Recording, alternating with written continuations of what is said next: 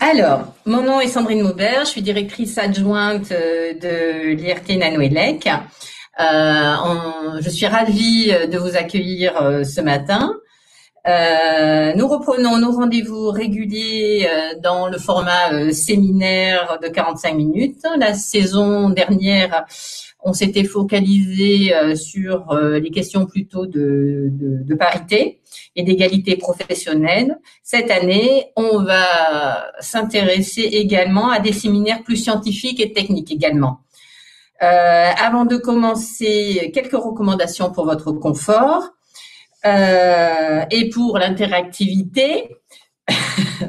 Pensez à nous prévenir lorsque vous souhaitez parler et à vous présenter. La fenêtre de droite à votre écran est l'interface de chat et elle permet de poser des questions ou alors dans un premier temps, on va faire à peu près une 25 minutes d'échange. Et après, avec la cofondatrice de la société Limatech, et après, il y aura un temps de questions-réponses. Florence Robin a reçu en septembre dernier le prix Industrie au féminin de Global Industry. Ce prix récompense l'engagement de Limatech pour la mixité ainsi que l'apport de ces technologies dans la transition écologique. Limatech développe une nouvelle génération de batteries au lithium pour les secteurs de l'aéronautique et de la défense, issus du CA et lauréate d'Airbus Développement. Appuyé par un projet Nanoélec, EasyTech, en 2017. Limatech a levé plus de 4,5 millions d'euros. Alors, Florence, comment la société a-t-elle été créée?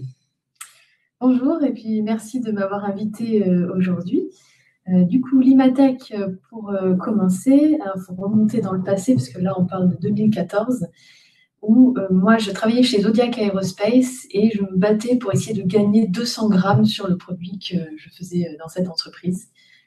Et ce jour-là, enfin en même temps dans cette période-là, pendant un repas de famille, donc chez mon oncle Marc Béranger, qui est chercheur au CEA actuellement, et il me montre sa dernière invention, donc, qui était une batterie au lithium pour son propre ULM. Et il me dit, je gagne 5 kilos. Je lui dis, mais 5 kilos, mais moi je me bats pour 200 grammes. Dans un secteur qui est à la chasse aux grammes, gagner 10 kilos, c'est génial, il faut faire quelque chose. Et je lui dis, et alors pour un Airbus hélicoptère, par exemple, combien on fait gagner? Il me dit, 10 kilos. Et un A320, 120 kilos. Voilà, donc là, je me suis dit, il y a vraiment quelque chose à faire. Donc on a fait une petite étude de marché. On a décidé de s'inscrire au Challenge First Step, donc qui est un dispositif d'essaimage du CEA et de valorisation. Voilà. Donc ça, on l'a fait pendant un an, donc avec les instituts Carnot. Et suite à ça, c'est là où on a monté le projet EasyTech. Alors, qu'est-ce que vous a apporté ce programme EasyTech?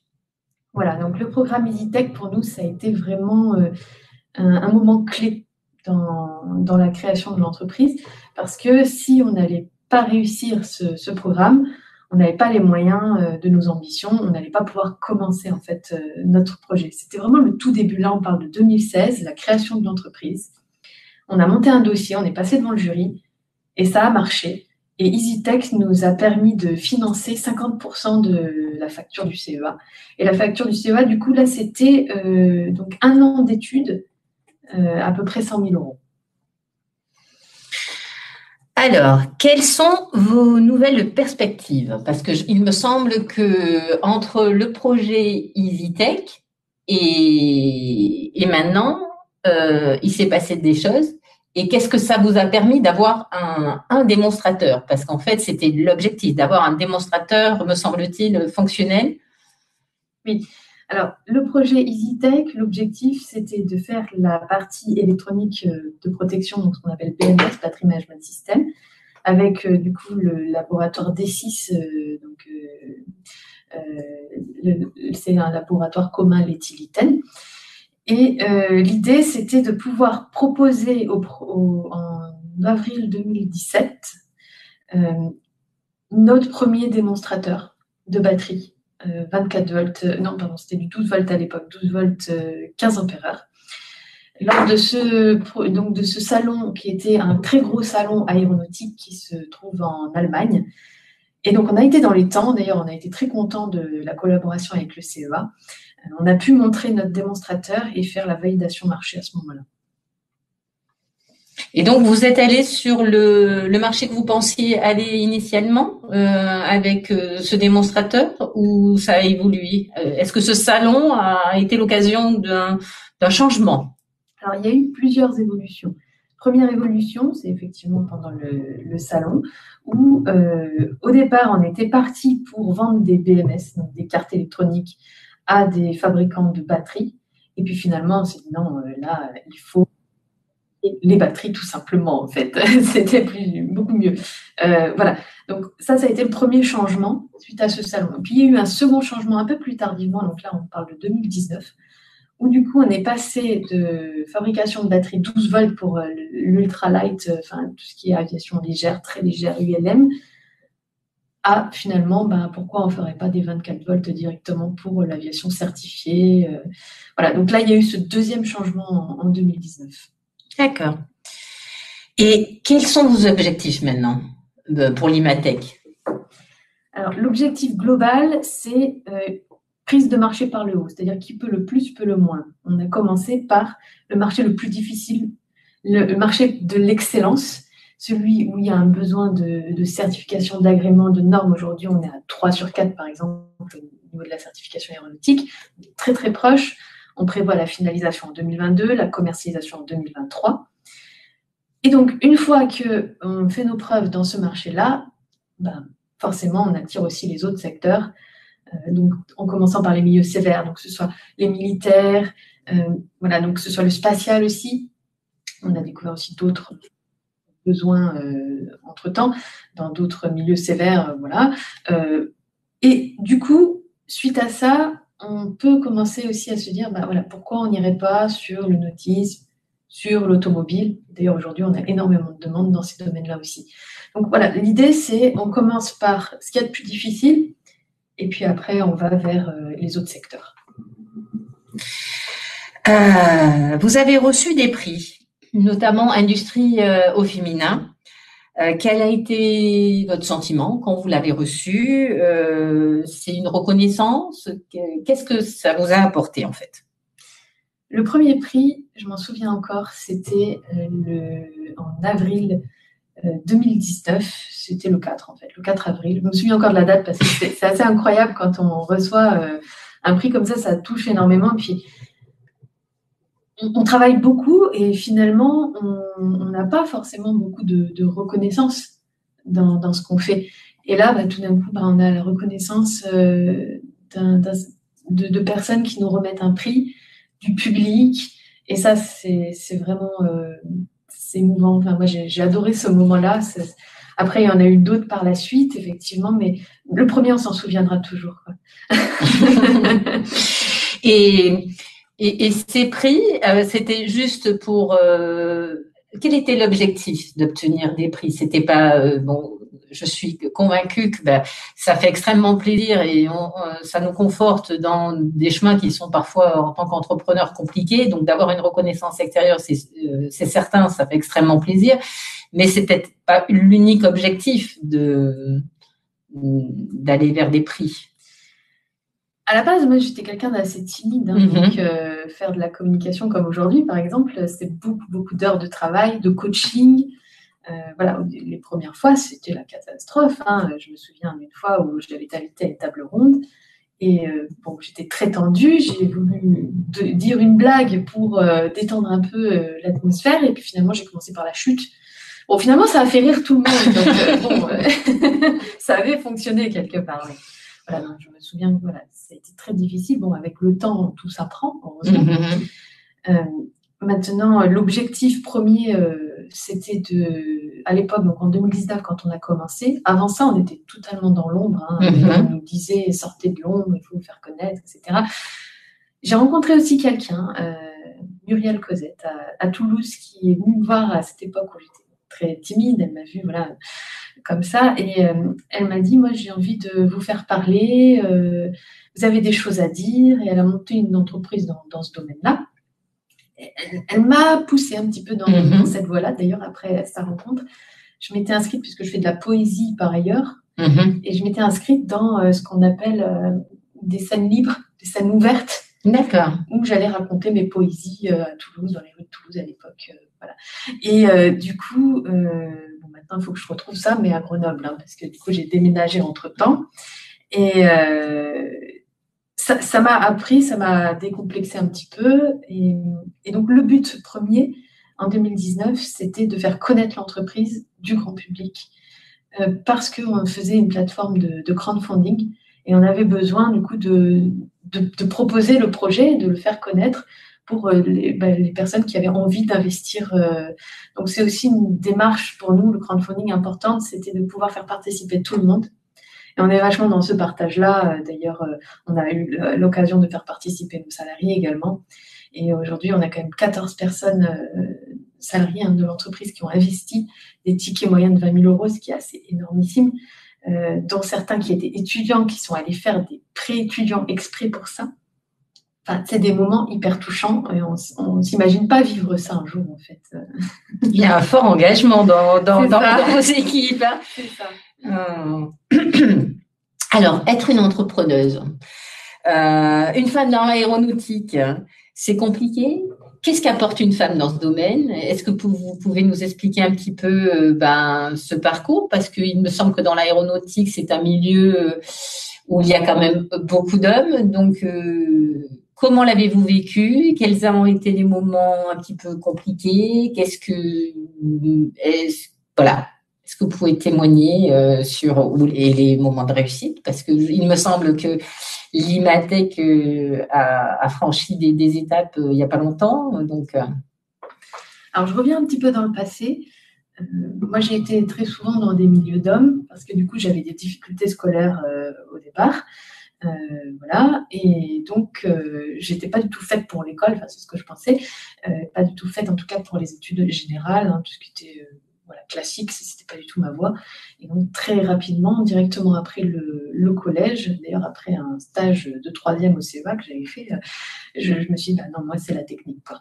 Il faut que j'aille dans la technique. Donc, j'ai fait lycée technique. Après, toutes mes études ont été dans la technique. Donc, il faut s'imaginer qu'à partir de 15 ans, j'ai été dans des classes entièrement d'hommes. Voilà. À une femme, ou des fois, allez, 4 maximum par classe. Ça dépendait des promos. Donc, j'ai un peu l'habitude, finalement, d'être dans des milieux masculins. Et heureusement, parce que du coup, ça forge pour le futur. Parce que c'est le même ratio, après, qu'on trouve dans l'entreprise. mm-hmm. J'ai pu travailler chez Thales, à Trixel, à Moran. Pareil, hein, c'était les mêmes ratios qu'à l'école. J'ai pu travailler chez Airbus, chez Zodiac, pareil, hein, c'était tout exactement les mêmes ratios. Et donc, bon, bah, finalement, alors là, aujourd'hui, on n'est plus dans les mêmes ratios. Là, j'ai mis un point d'honneur là-dessus. Aujourd'hui, je suis fière d'annoncer qu'on est 50% de femmes et 50% d'hommes chez l'Imatec. On est 20 et à 10 femmes, 10 hommes. Voilà. Je fais attention à la parité, je pense que ça apporte quelque chose, honnêtement. Maintenant, d'être une femme dans ce milieu, alors déjà, on n'est pas qu'une femme dans ce milieu, bien sûr. Il y a une sacrée équipe derrière. Il y a mes associés qui sont extraordinaires. Qu'est-ce que ça peut apporter? Alors, peut-être une bonne gestion, puisqu'on dit souvent que les femmes sont bonnes gestionnaires parce qu'elles gèrent la maison déjà. Peut-être une bonne gestion de l'entreprise. Par exemple, c'est moi qui tiens les comptes. Et je suis très économe.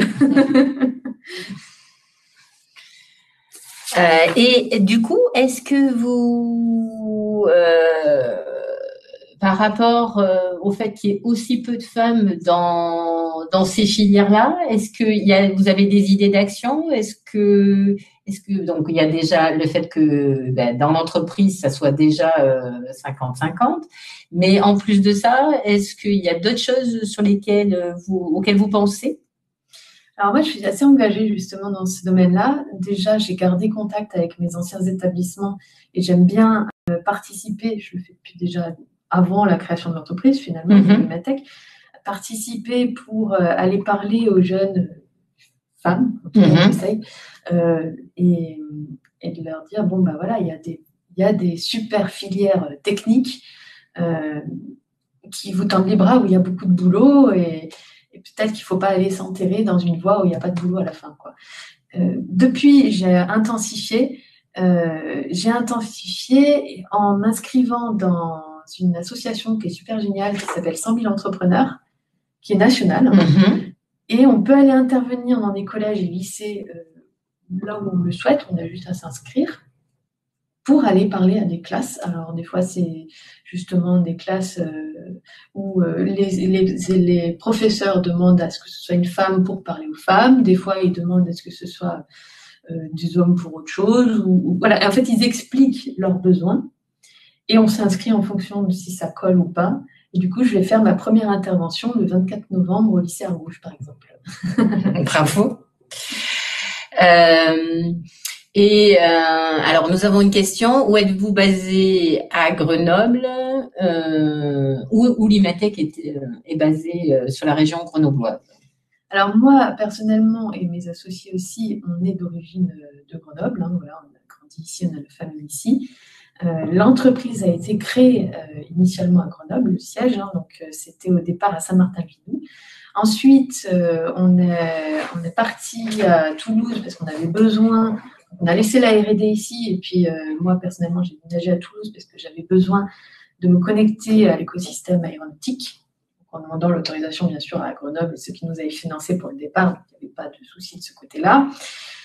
Donc après, on avait déplacé le siège à Toulouse parce qu'on avait eu un financement là-bas qui nous imposait d'avoir un siège là-bas. Et après, on est revenu à Grenoble. Et donc maintenant, l'entreprise est basée à Vorep. Donc voilà, pas très loin de Grenoble. Avec une implantation qui reste quand même à Toulouse. Oui, aujourd'hui, le siège est encore à Toulouse et le reste est à Vorep. Voilà, donc la R&D, la production, les supports sont à Vorep. Il y a juste une antenne commerciale aujourd'hui à Toulouse. Et pourquoi la région grenobloise? C'est uniquement parce que vous êtes originaire de Grenoble ou il y a d'autres raisons? Non, il y a d'autres raisons. Ça aurait très bien pu être à Toulouse aussi ou autre. Bon, déjà, Grenoble, d'un point de vue politique, ils essayent d'en faire la vallée des batteries. C'est pas rien. On a un très bel écosystème. Il fallait qu'on soit proche du CEA. On a aussi d'autres acteurs avec qui on peut travailler qui sont dans le coin. Voilà, donc ça, c'est super. Bon, on aura toujours, je pense, cette double implantation Grenoble-Toulouse. La première usine, c'est à Grenoble, c'est pour le marché des hélicoptères. La deuxième usine sera à Toulouse pour être proche d'Airbus et des commerciales, parce que c'est le marché juste après qu'on va adresser. Donc voilà, on aura toujours, je pense, cette double implantation. Maintenant, on a déménagé pendant le premier et le deuxième confinement de la crise, là, parce que on n'arrivait plus à faire les allers-retours Toulouse-Grenoble. C'était plus possible. Donc voilà, c'était un moment assez difficile. On avait besoin de présentiel, on ne pouvait pas. Enfin, c'était une cata. Donc, on a déménagé entre le premier et le deuxième confinement en mode très rapide, quoi. On nous a hébergés chez une entreprise. On a mis des trucs dans des garages à gauche, à droite. On s'est débrouillé comme on a pu, mais on est parti. En un mois, c'était fait, quoi. Donc, beaucoup de flexibilité, de solutions. Il fallait trouver une solution dans ce moment qu'on vivait qui était complètement incroyable. Avez-vous alors je prends une autre question. Avez-vous des projets en cours avec le CEA, par exemple le Liten avec les batteries, le Leti qui fait électronique? Quels sont vos projets actuels? Eh ben, on a rendez-vous justement avec le CEA fin du mois de novembre pour parler d'un projet futur. Parce que du coup, quand on avait fait l'EasyTech en 2017, on avait un projet à la base sur 200 000 € à peu près, qui avait une première partie sur la partie Battery Management System, la carte électronique de protection, et une deuxième partie sur tout ce qui est software, l'intelligence, les algorithmes d'état de charge, état de santé. Et là, du coup, alors, lors du projet, la première partie avait été validée, mais pas la seconde. Et maintenant, on a besoin de faire la deuxième partie. Donc, c'est pour ça qu'on va discuter avec le CEA en fin novembre pour justement enclencher la deuxième partie. Bon, de beaux projets en perspective. Et alors, ces usines de production, comment réussissez-vous à les financer du coup? Parce que monter des usines de production, je suppose que ça a un certain coût. Alors, essentiellement, nous, on est financé par des levées de fonds. On est financé aussi par de la subvention. Dernièrement, on On a été lauréat du Green New Deal européen, qui est quelque chose de vraiment... Enfin, ça a été extraordinaire ce moment-là. C'est très difficile de réussir ce genre de lauréat. Et nous, ça nous a juste sauvé la vie, en fait, parce que sans ça, je pense qu'aujourd'hui, on n'aurait plus de fonds. Ça aurait été très difficile. On a gagné 2 millions d'euros de subventions et une entrée au capital de l'Europe également, à hauteur de 10 millions d'euros. Donc tout ça, ça va nous aider justement à prévoir la suite. C'est une belle aventure. Est-ce que les prix contribuent à consolider le positionnement de l'entreprise? C'est une question. Oui, alors je ne comprends pas trop la question. Est-ce que le prix contribue à consolider le positionnement de l'entreprise? Peut-être, est-ce que ça vous apporte une reconnaissance? Et ce qui fait que quand on a plusieurs prix par des pairs, par des économistes, etc. Et est-ce que du coup, est-ce que cela aide notamment pour arriver à lever de fonds, comme il me semble c'est ce que vous aviez dit juste auparavant. Qu'est-ce que ces prix peuvent, en quoi ces prix peuvent vous aider? Voilà. Alors, celui qui nous a peut-être le plus aidé, ça a été le prix de l'innovation aéronautique remis par Airbus directement. Donc là, on était adoubé par le géant de l'aéro sur notre techno. Donc ça, après, une fois qu'on a eu ce prix-là, donc ça c'était en juillet 2019, on n'avait plus de problème pour expliquer notre projet, ce qu'on faisait, et expliquer qu'il y avait bien de l'intérêt. C'était bon, là, on avait validé la techno. Donc celui-ci, je pense que c'est peut-être un prix qui a été pivot, en fait, pour l'Imatech. Qui a permis d'avoir une crédibilité vis-à-vis des autres partenaires et aider après avec d'autres potentiels clients. Après, ce que j'ai fait pour consolider, parce que les prix c'est bien, mais il faut aussi consolider, c'est que j'ai demandé directement des lettres de soutien à tous les acteurs aéronautiques. On en a reçu 17 en tout, comme c'est plutôt joli. Donc, des Airbus, des Dassault, les forces spéciales, les TECOR, etc., Hélicoptères de France. Enfin, voilà, le secteur nous ont fait des lettres de soutien. D'ailleurs, c'est grâce aussi à ça, je pense que ça a penché en notre faveur dans la balance quand on a concouru pour le fameux concours européen, pour le prix européen.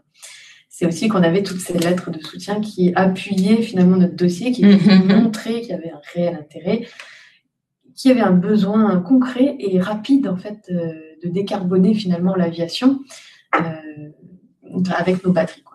D'accord, c'est clair qu'un engagement des industriels qui peuvent être vos futurs clients et qui croient en votre techno, ça a du poids.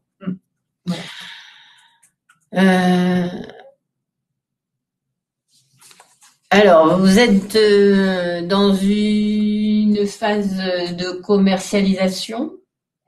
Quand est-ce que vous envisagez de vendre vos premiers produits? Alors, si on avait voulu, on aurait déjà vendu en 2019, la fameuse 12 volts, mais comme il y a eu le changement stratégique, on en avait quand même pour près 6 millions d'euros de commande. On avait déjà acheté le stock, on avait tout de prêt. Et tout ça, on a juste fait une sorte de pivot d'entreprise, donc c'est difficile à vivre. C'est d'ailleurs à ce moment-là que je me suis imposée en tant que leader face à mes actionnaires, parce que j'étais la seule à être contre finalement d'aller sur le marché 12 volts à l'époque. Ils voulaient tous vendre la batterie dans le 12 volts. On avait les commandes, on avait les clients, on avait tout. Et moi, je lui ai dit non. J'ai dit non, je me suis imposée. Je n'aurais pas laissé le choix. Et ça a été difficile à prendre quand même comme décision. Et puis après, derrière, il fallait l'assumer. J'aurais dit non, en fait, ce qu'on va faire, c'est qu'on va aller faire une levée de fonds pour pouvoir tenir plus longtemps. Et on va se positionner sur les 24 volts. On ne va pas perdre du temps sur les 12 volts parce que là, il n'y avait pas assez grosse marge. On allait s'épuiser sur un petit marché qui n'était pas le marché cible. D'accord. Avoir plus d'ambition vers marché qui correspondrait plus à vos attentes et qui permettrait à votre entreprise. Exactement. Donc le stock, voilà, on a des petites pièces qu'on a pu récupérer, mais pas tout. Voilà, ça a été quand même un gros impact pour l'entreprise. Et on a réussi à faire du coup une levée de fonds, donc on a pu continuer, heureusement. Parce que là, je me suis dit, si j'avais pas réussi, franchement, ça aurait été la cata. Mais non, on a réussi à faire la levée de fonds. En plus de ça, on a été adoubé par l'Europe, donc c'était bon, quoi. On avait de l'argent pour nos ambitions. Et là, il nous manque juste le dernier certificat européen pour commencer la commercialisation dans le domaine aéronautique, qui est prévu en 2023. Mais avant ça, on a déjà des commandes dans d'autres secteurs militaires, automobiles et autres, pour la propulsion électrique, par exemple. Et donc, on va aussi commencer par ces projets-là. En fait, on va mener de front les deux, quoi. Ouais. De très, très belles perspectives qui s'annoncent devant vous. Quand pensez-vous passer le cap de l'équilibre financier? Peut-être question… 2024. 2024. 2024, on a notre EBITDA qui passe en positif. Donc voilà, c'est l'équilibre.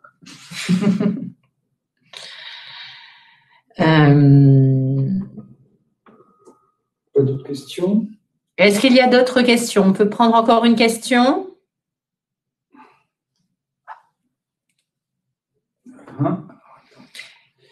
Quel type d'expertise, compétences recherchez-vous chez vos futurs employés? Là, en ce moment, on embauche pas mal. On a embauché 10 personnes, du coup, cette année. Ça n'a pas été évident d'embaucher 10 personnes en un an. Donc, on a cherché, là, on a embauché de tout. C'est-à-dire qu'on a embauché des mécanos, des électroniciens. On a embauché au niveau du market, de la communication, du commerce, de la qualité, de l'indus, méthode indus, achat, RH aussi, parce que du coup, à un moment donné, on commence à avoir besoin un peu d'aide.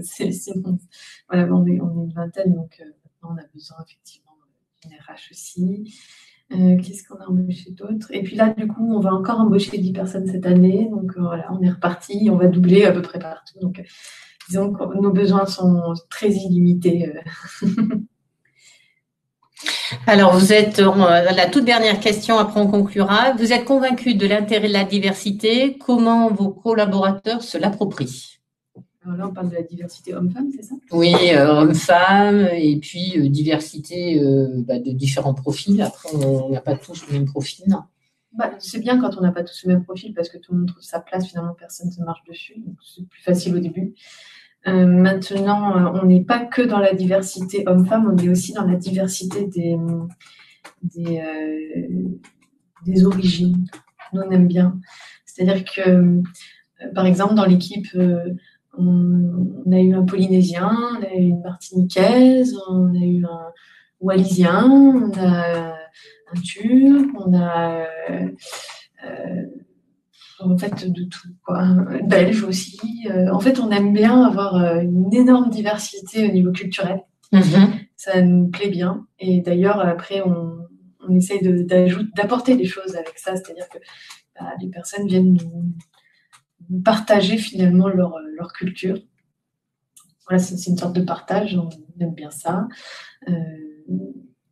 Donc on a effectivement cette mixité homme-femme, mais pas que, en fait. Oui, on voit que c'est à tous les niveaux, en fait. Tous les niveaux. Alors, je pense qu'on va conclure. En tout cas, un grand merci pour votre témoignage qui est, on voit bien, qui est très éclairant, très inspirant, et j'espère qu'il inspirera aussi à la fois des hommes et des femmes. Une belle aventure, on va continuer à vous suivre et on est ravis que le programme EasyTech ait pu aider votre entreprise. Et c'est merveilleux de voir des gens qui entreprennent, qui créent de l'emploi, produisent, innovent. C'est extrêmement riche. Merci d'être venu. Merci à vous. Alors, je voulais juste vous dire, le replay sera rapidement disponible sur le site web et la chaîne YouTube NanoElec. Nos prochains rendez-vous sont le 18 novembre au festival Transfo avec la French Tech in the Alps avec une table ronde, le développement durable et le… Il manque la fin de la fin. Est-elle une clé pour l'innovation? Est-elle une clé pour l'innovation?